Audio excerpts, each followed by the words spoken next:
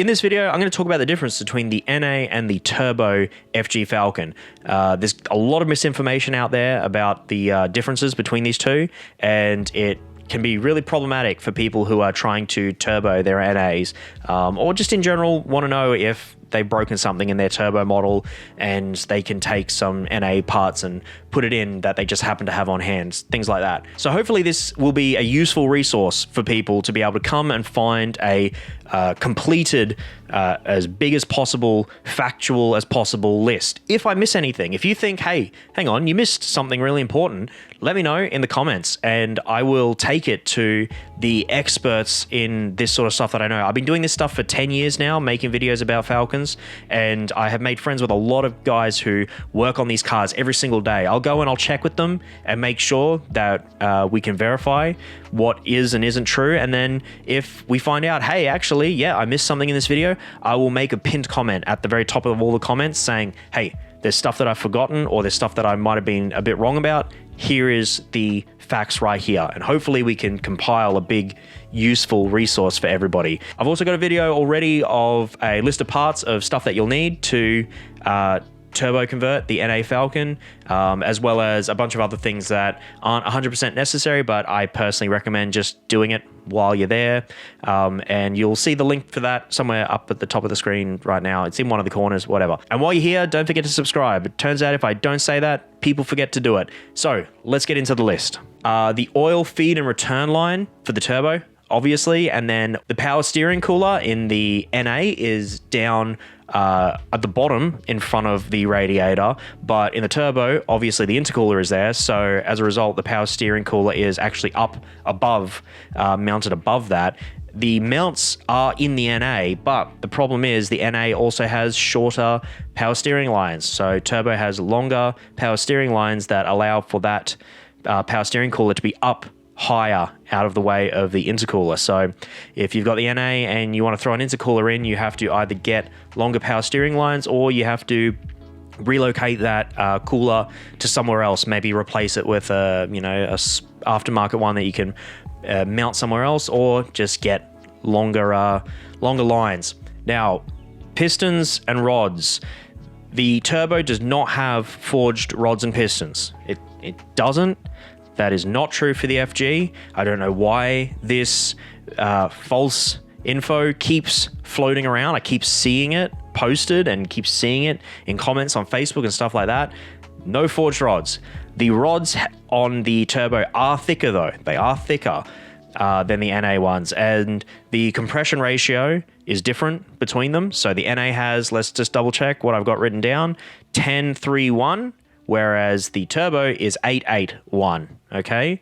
So much lower compression ratio on the turbo model than on the NA. That'll kind of... The injectors on the NA are 627cc and the turbo are 650, so not a huge difference, but you're going to run out of legroom very quickly regardless. Even if you're using the standard XR6 turbo ones, that's something that everybody upgrades straight away. So you may as well go for something much bigger and better regardless. The ZF gearbox is similar between them, very similar. The input shaft is the same, but the turbo model has more clutch packs and as a result, larger drums. And it has a larger capacity torque converter to be able to handle, obviously, all the torque that a turbo model has. I have been able to verify that there are a bunch of people who have taken turbo torque converters and thrown them in their NA gearbox, and it has helped it to last a bit longer. Obviously, clutch packs and all that stuff's gonna wear out much faster over time, or stress and break, etc. In the NA gearbox. But if you take it to a professional, they can tear down an NA gearbox and they can replace all that. So if that's what you want to do, you can upgrade the NA ZF exactly the same way as the turbo. Do a full 6R80 build if you want. Go for it. Easy. So the turbo tail shaft will not bolt to the NA diff. That is an M80. It's 28 spline. The CVs are 28 spline.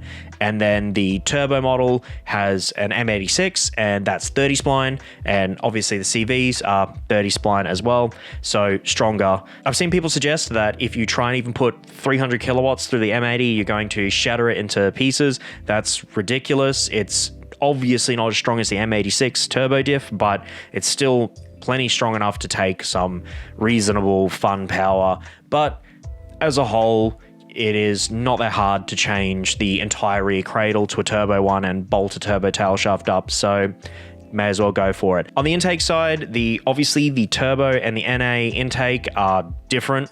I mean, look at them. So as a result, the turbo fuel rail and the pressure regulator are not compatible with the NA, as well as the map sensor on the turbo is 2-bar, and you can't actually just take a turbo FG map sensor and plug it in to the NA loom. They are different. You can obviously rewire them, and that's fine. But interestingly enough, the BF turbo map sensor plugs straight into the NA, and that's all fine and dandy. So if you want a quick and easy solution to that problem, hey, there you go. That'll work. Obviously, the exhaust manifold as well.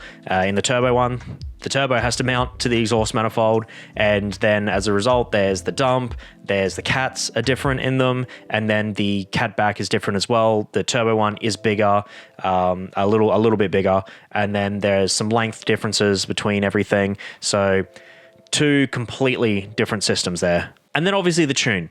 I feel like it kind of goes without saying, but there are a lot of differences between the NA and the turbo tune. Duh. So those 2 are different. And that is basically everything that I have been able to personally verify through either checking myself or talking to experts that I know, guys who are mechanics or gearbox specialists that deal with this stuff every day. If there's anything I've missed though, let me know. If anybody's able to suggest something that I've missed and I can then go and check with the professionals that I know and verify that, hey, this is actually true. This is a difference between NA and turbo. I'll make a comment and pin it to the top of this video to say, hey, there's also this and whatever else I may have missed.